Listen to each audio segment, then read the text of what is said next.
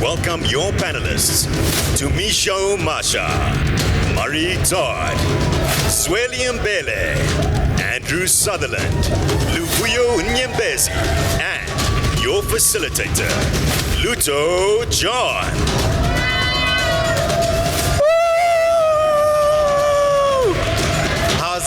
How's it? Hello guys, how are you guys doing?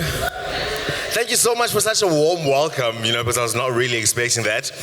But with that said, it's good to see some familiar faces around here in the audience and also up there. So to just introduce myself, my name is Lutho John, and I'm going to be the facilitator of the conversation with the men that you see on stage. Some of them I know and have worked with, but basically it's about connecting the stories of today in terms of the storytelling medium of audio and voices, and bringing your own specific talent to the medium. Because one of the questions that most of us get is, how do I become a voiceover artist? And especially when it comes to males, there are certain nuances, and females, but we'll talk about that later, and certain nuances that you as a person have to bring to the voiceover medium. Some of the touch points that we're going to be talking about are ways to differentiate yourself in terms of, you could be at the same agency, or there could be a request from a studio talking about that they want a specific voice, right? And just to find out, like, just from you guys, we'll have a 2-minute, I'll maybe take 2 questions at the end of the session.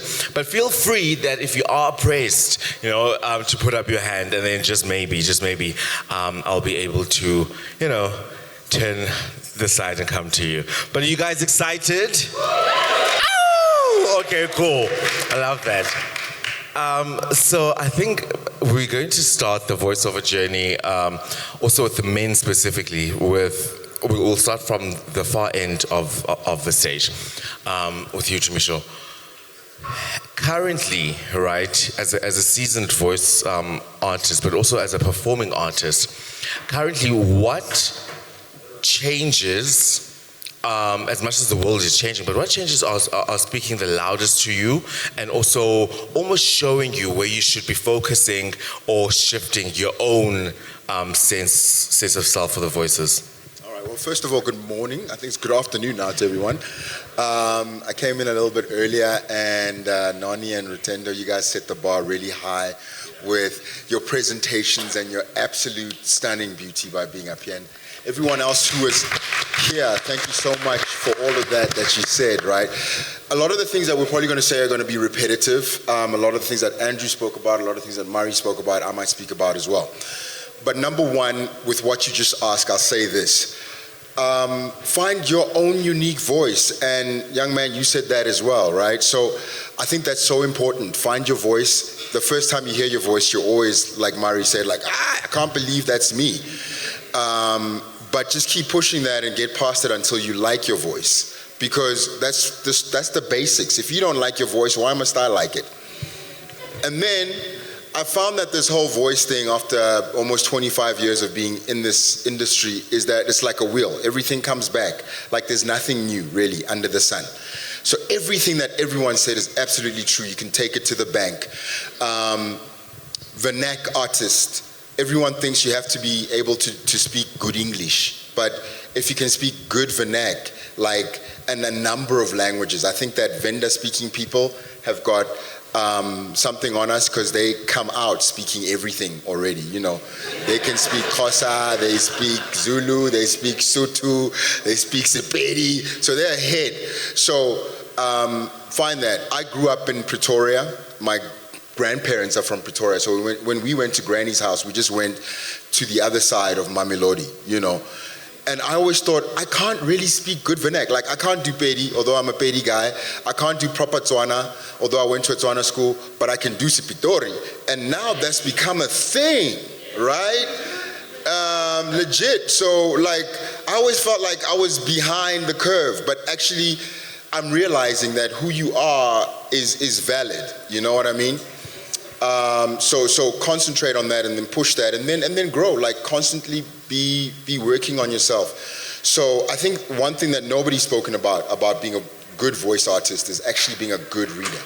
Like, that's foundational. It's like if you're a soccer player and you don't have a first touch, you know, you're not going to play in the big leagues. If you're a voice artist and you don't know how to spot read amazingly, yesterday I did like I think it was a 2-pager, you know. They don't give you the script a day before. I walked in there, they gave me the script, we're on, right? I've got 3 other voices to do in there, so we got to do this now. You got to be able to read that script for the first time. Spot on, right away. And how do you do that? So how do you become a good spot reader? Well, simple, read every day. So what I do, and I said I wasn't going to give you guys my playbook, you know, work myself out of a job. But literally, yeah, aloud. Thank you, Fiona, aloud. Yeah. So what I do every morning is I have a little thing for my family and friends that I read like Bible verses to them. Devotional, like that's what I do. And I wake up, my voice is like seriously croaky and whatever, but it's also a good practice to be like, wake up and do it. You know, so if you wake me up, I can do a voice right now. So I really recommend find something. What I used to also do, like you spoke about audiobooks as well. Sorry guys, I'm taking too long. I don't mean to.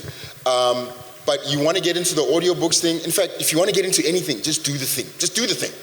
So what I did was, when my daughter was still young, and her mother and I weren't together, so she was living with her mother, but I wanted to be able to read to her, right, every night. So what I did was I just recorded a whole bunch of audio stuff, like little audio books. It's so cute. Hey.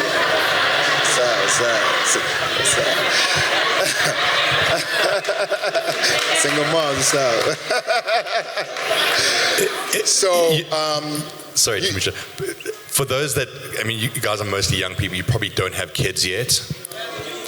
Some that do might not understand. Like when you've got young kids and they want to hear that same story over and over again every single day, I promise you, you record that on a CD, you push play, and you walk out the room, and it's so much easier. Yeah. So I should put it on YouTube so that you can watch it from wherever, right? But like you guys, you want to get into audiobooks, you want to do animation, just record your stuff, put it on YouTube or whatever. And then, like Mari said, that's a great website, if you will, if you don't have a website. Because I also find that sometimes the barriers to entry are like things like technical stuff. Like you might say, but I don't know how to do a website and I don't have the time. Then just do a YouTube channel, and every time you do a voice, like put that stuff on there, like put a little picture of yourself so that, and then what's that, the editing software that everyone has now? CapCut, I love CapCut. Like put your picture at the bottom, you know, and then put the voice on top and then just slap it on YouTube. And then people will see your face as well as what the voice that you did, right? And before you know it, you've got a lot of stuff that you've done for yourself. So like I said, you are the foundation. It might change. I used to be known as like, I do the English voices, like neutral English, whatever. Mm-hmm. And there's now the more funky South African accent. Yeah. But I'm still working, so there you go. Of course. Okay, that's it, we go. Yeah. Thank you, Tumisho, for that. Wouldn't expect anything less, but yeah, thank you so much to Tumisho for that. Now, I think because of time, I'm not going to be able to add a bit like my takeaways from what the men are saying on stage, although I'd love to, but I think because of time and all of that, we just have to keep it moving. But I will summate at the end of the discussion.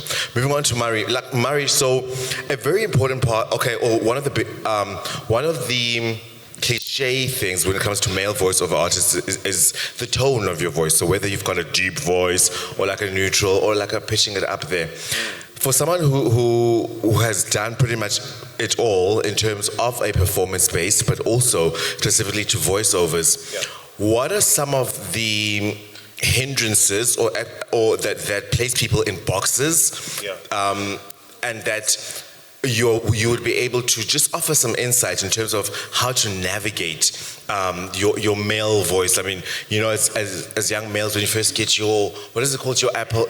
Adam's apple, that your voice eventually takes a various journey. And then even when it comes to the work of it, and as a male voiceover artist, sometimes they expect you to place and pitch your voice in a way that you don't necessarily have at that moment. But so I'm quite interested to find that out, and for the males. Yeah, I think in terms of just workability, in terms of being hired, it definitely pays to have a range within your voice. As a male voice, generally, if you know about baritone guys, they generally tend to sort of, that's where you sit, because you can dip into a bass, a deep sound, and take it up. But so a range is very important, just in terms of not being pigeonholed in a particular style, and that'll make that'll ensure that you get more gigs if you can show a range of deliveries and styles, etc. One of my specialities is accents as well, so I do a lot of that kind of work. So that's an important thing for me, is to make sure that there is a massive range of stuff that I've got on view on my site and things that I send through. So if I'm quite a big believer in what I call a skills montage.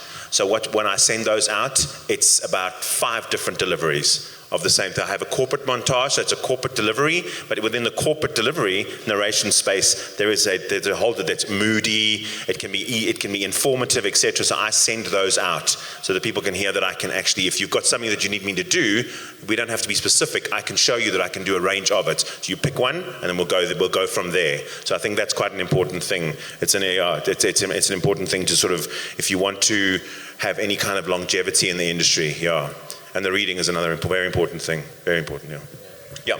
All right, thank you, Mari. Just on training, I think you also did, Andrew. Fiona's right here, as a voice coach. I've worked with her many times. So you improve yourself by going to people like that and paying them to help you get better. There's only one.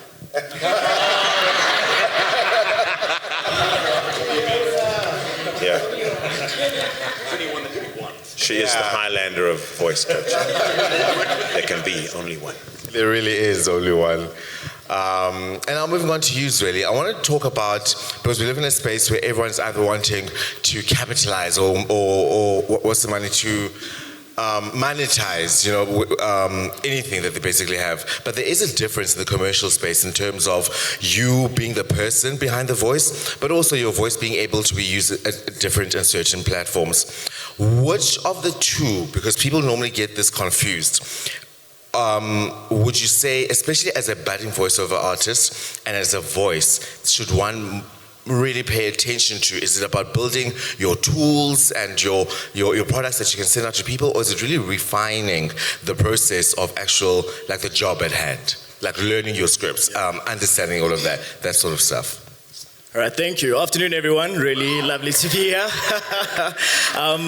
So, I'm in broadcasting, which is a little bit different. So I'm not necessarily a voiceover artist. Yes, we'll do voiceovers for the station. I'll get called for a voiceover here and there, but it's not necessarily my main focus. And broadcasting and radio, television, that's more my space. But to answer your question, I think that it's a bit of both.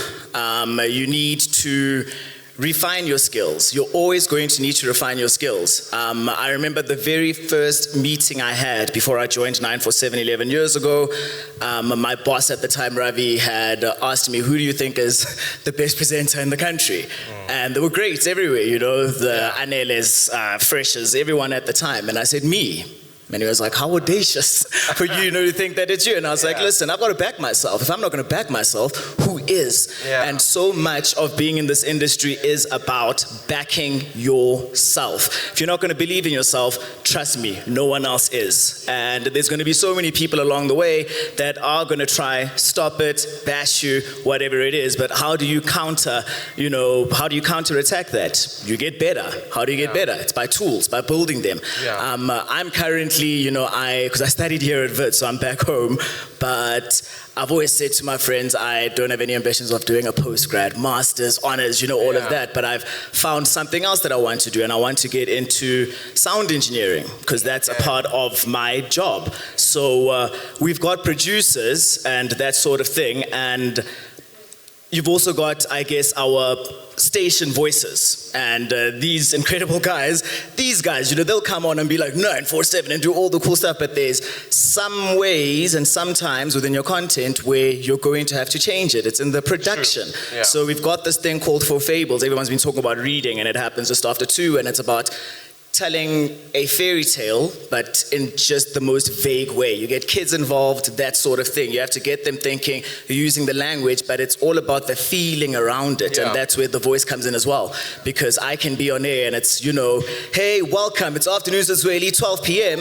But at the same time, there's got to be light and shade, especially when you're on radio. Absolutely. So sometimes you're speaking like this and I'm bringing you in because I'm telling you a secret. It's between you and I. Yeah. Sometimes you're more here on that feature for fables because we want to play around with it. It's in a land of mystery tales. Yeah. This happens for fables. Then you add in the sparkling, sound effects and that sort of thing. So that's why I'm saying it's a bit of both. I think I forgot the second one, but I know refining your actual product is incredibly important. But I think you spoke about commerciality. Yes. Commerciality. So with radio, it's so tricky. I remember reading a book. It was the Storyteller's Edition that Kaya Dlang and Anelem Dota worked on together. Yeah, I remember and that. I remember there was one stark stat that hit me where they said that out of everyone that wants to be on radio, when you're on community, campus radio, wherever you start out, less than 1 or 2% of people are going to eventually make it to commercial radio.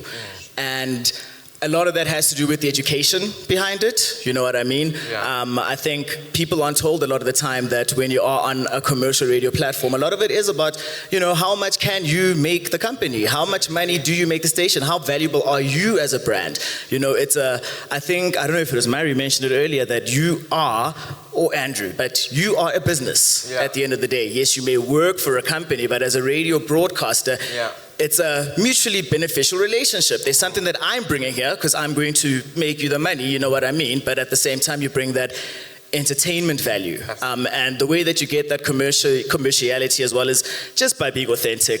Everyone is trying to be someone else. Everyone is trying, there's an American accent, or, hey, it's the ones and twos, and we are.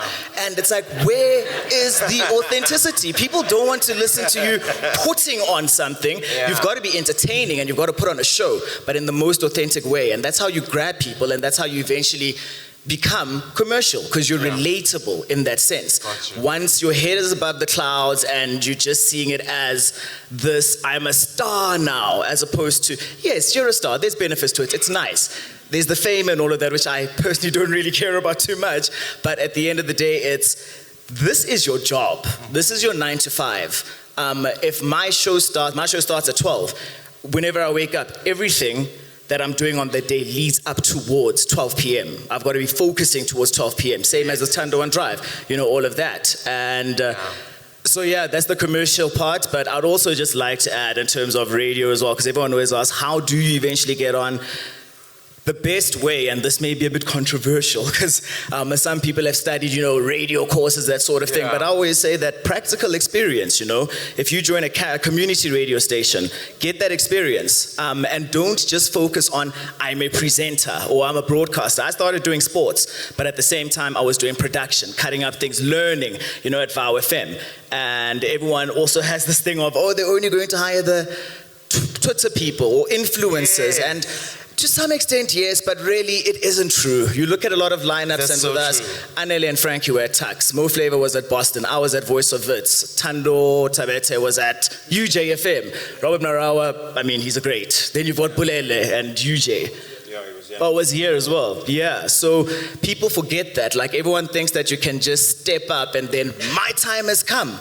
Work towards it. Build your craft. Record yourself. When you're sending a demo, you're more likely to get into commercial if you're sending something that you've already done. So if you're already part of a radio station and you're like, here's a clip of what I can do, because the demo, I can chop and change what I want, I can make my voice sound a certain way. But when it's raw, just like that, that's what station managers, programming managers are looking for. And again, I think earlier on, Murray was speaking about banging down on doors, networking. You've got to do that. You've got to constantly ask and ask and ask. What's the worst that's going to happen? You're going to get a no. Is that going to ruin your life? No, it isn't. Who do you back? Yourself. And it only gets you stronger. So I hope that made sense. It definitely makes sense. It definitely makes sense. And, to even add to that, do you know how much sense it makes that there are so many moments in your story right now that I have just gone through? Can I just tell you guys that yesterday, I actually signed my first contract with 919 FM doing sports with them Monday to Friday. So that's something that I'm super excited about. And it's so crazy because I just turned aside and then I just saw Unoni, who a year ago came to speak to us when I was training for radio with Hot FM Training Academy, Radio Academy. And she came through and I was there. So even at the time I was working as a voiceover artist, but I still went through my own path of saying, this is what I actually want, dedicated myself. I remember they said, only one of you is going to get a job from this class. I said, well, that is going to be me. And a year later, it's me. So I thank you for that, Zweli. Thank you for that. I just wanted to quickly add to what you were talking about. Teach every year graduating students from a musical theatre college to introduce them to the voiceover business. And the one thing I realized quickly earlier on that I had to add into my thing was when the kids would get into the booth, there was this weird American accent would come out amongst all of them. I'm like, what are you doing? Leave the American voiceovers for the Americans. Yeah. Because they're good at it, because it's how they, you know what I mean? Stick to your own unique voice. It's a beautiful voice. We have great accents in this country. Yeah. Stick to that. All right. Anyway, yeah. Yeah. Which brings me to the next question to you, Luvuyo, in terms of voiceover and the male voice, in terms of the storytelling. There is some foundation based on male in terms of society and the stories that come from that you have to bring through, right, into the space. How important would you say the language, just to piggyback from what Zweli was talking about, the language factor and also the story factor in terms of being able to place your voice in certain places, but having felt the emotion behind it and then being able to then come through and bring that about? Thanks, Lutho, for that question. It's very important.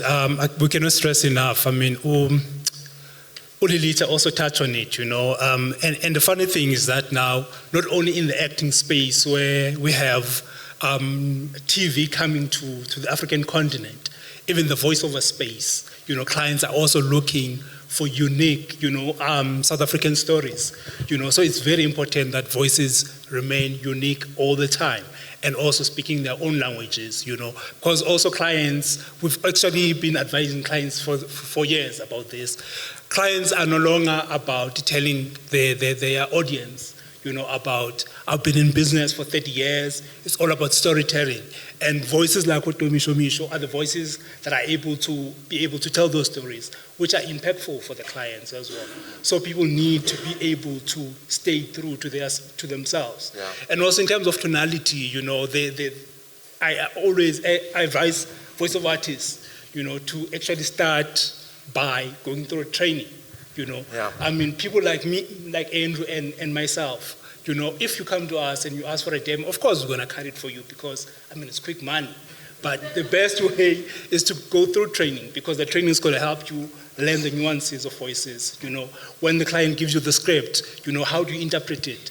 How do you deliver from warm to soft to hard? So you need to be able to learn the nuances. Yeah. And those nuances you only learn through the voiceover training. Yeah. Well, thank you for that. And as we come to the roundup, and with Andrew specifically, I think there's so much information out there, right? Just generally, but when it comes to your own career, one person who's helped me, in terms of honing that is Andrew, because there's so many sources, and then sometimes you just don't know. But as I look around the room and seeing familiar faces, I realize that there is a way to have a career, no matter what you title it, but as long as the tools of the trade are in alignment and also the sources and resources. So that's what I want to ask you, Andrew, is how do we, moving forward and from today, how do we, especially for the male session, how do we package ourselves but also stay not only relevant but up and above within our own selves? As a personal development, as an individual, but also in alignment with your work? That is a very long question. I spoke a lot earlier before we came here on that growth mindset, and I think that's really important here.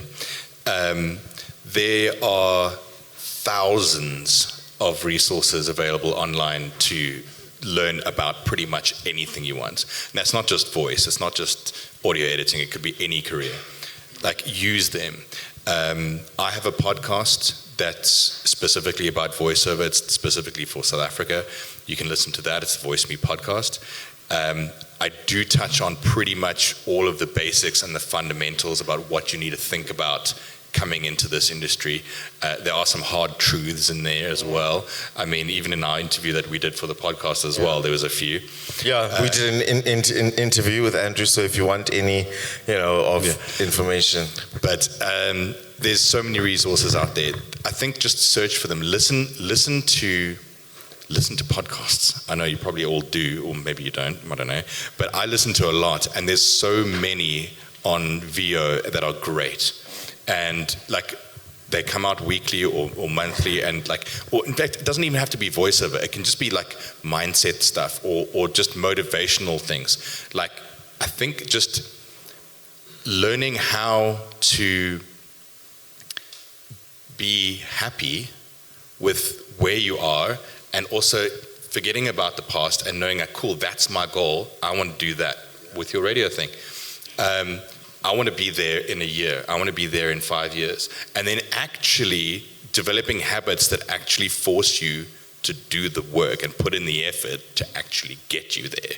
Because there's no point in having a goal and then you're like, oh, well, I hope that happens. It's not going to happen if you just have wishful thinking.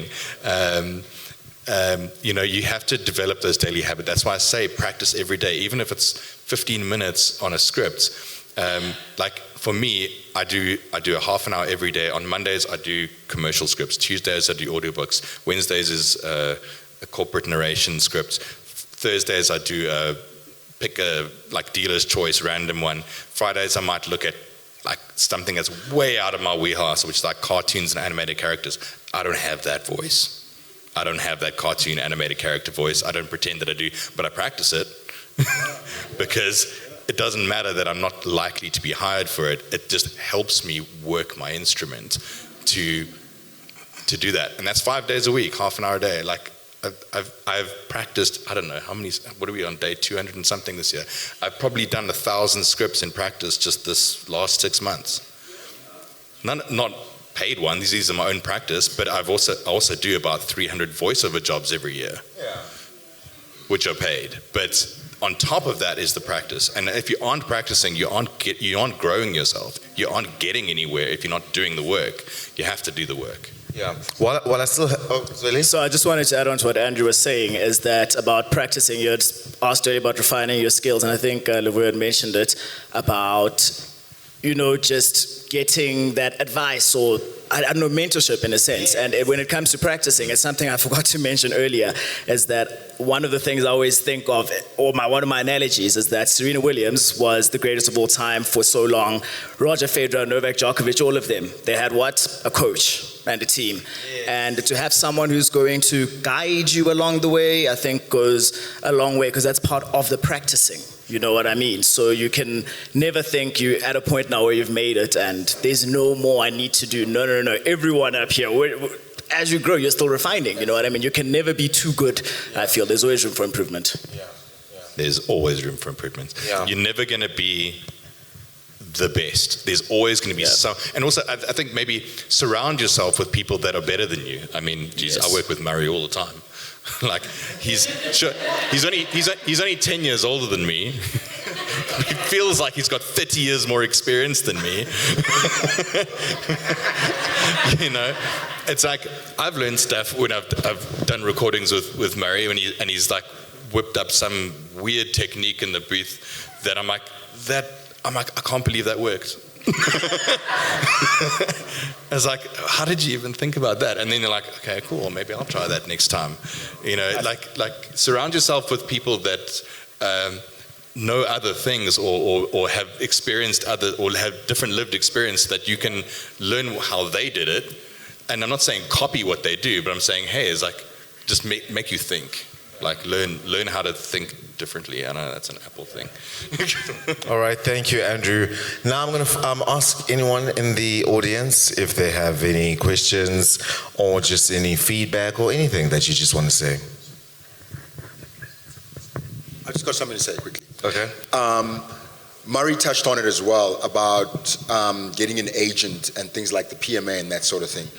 I think that one thing that we don't talk about enough to you guys who are trying to get into the industry, yes, a lot of the agents might seem like it's gatekeeping and that sort of thing, but it's also to protect you as we grow. So it's important for us to kind of join agencies that are part of some sort of body, because that way we can keep this thing what it is. So Murray spoke about the PMA. The PMA has this thing called a rate card, which they're not allowed to publish anymore, but it's internal. Everyone knows it. And you might be out there going to some other agent outside of that or whatever, and a lot of the times you might think, I'm just trying to get in, man. I will work for whatever, right? As long as I work. But what that does a lot of the times, without trying to make it seem like we're trying to protect our rates and that sort of thing, is just for yourself. I've found that over the years, when you come in at a very low price, you usually stay there. Like, that's it. Like but why we always try to say this is what it is that even if it might take you a little longer to get in because you're trying to compete at the price that we're all competing at, is that's what it will be. So even for you now, when you're in the industry, that's what you will get paid from your first job to your last job. So when I came into this back, I think it was 97 or something like that, I can't even remember. But there was a standard rate, right? And we just adhere to it and so on and so forth. And I just find that with young people, when I talk to them, whether it's in acting or voice work, it's shocking that what they're willing to pay you guys, because you don't know, because I think a lot of the times it's like you might have come in with someone else or whatever. Work hard. Do what Murray told you.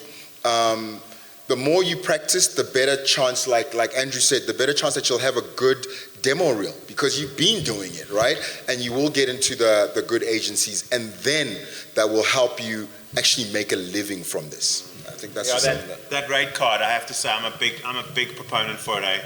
I soapbox it all the time. The rate card is very, very important to stick to. Because if you're going low, all you're doing is you're just taking it down a couple of pegs, you know what I mean? And it can be quite a confusing thing, the rate card, if you're new to it, having a look at it and whatever. So yeah, if you're stuck, phone someone, get hold of one of us, and we'll walk you through it. Murray, it's this and it's this, and it's usage for 6 months, and it's online, or it's TV, it's radio, and I'll be able to help you, no problem at all. As long as, you know what I mean, we're all collectively sticking to a rate card. To a complete rate. You know what I mean? It's very, very, it's key. Well, I'm glad you said that, John. Yeah. It's important. Sorry, Lutho. It's important to mention that because we are in South Africa, that rate card is a guideline. It's a guide, yes. Okay.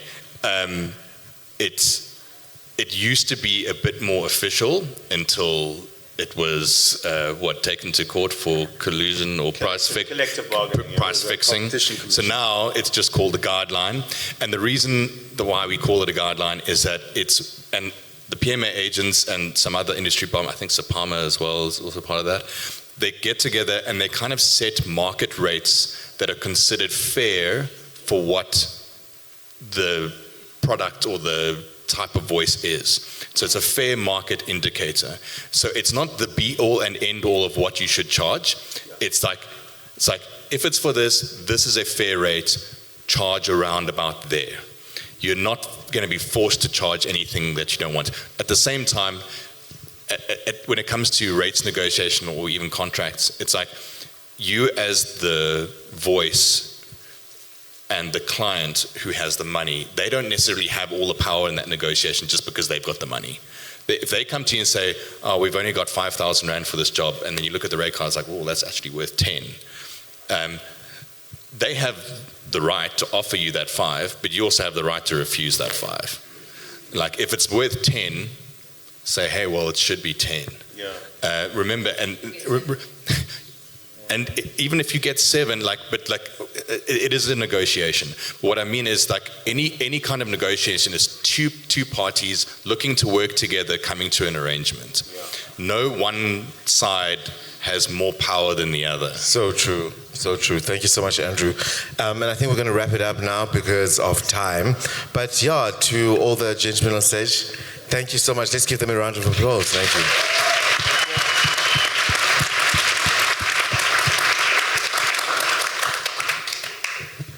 Thank you. Thank you. Did you guys enjoy that? Of course you did. I enjoyed it too. Thank you so much, guys.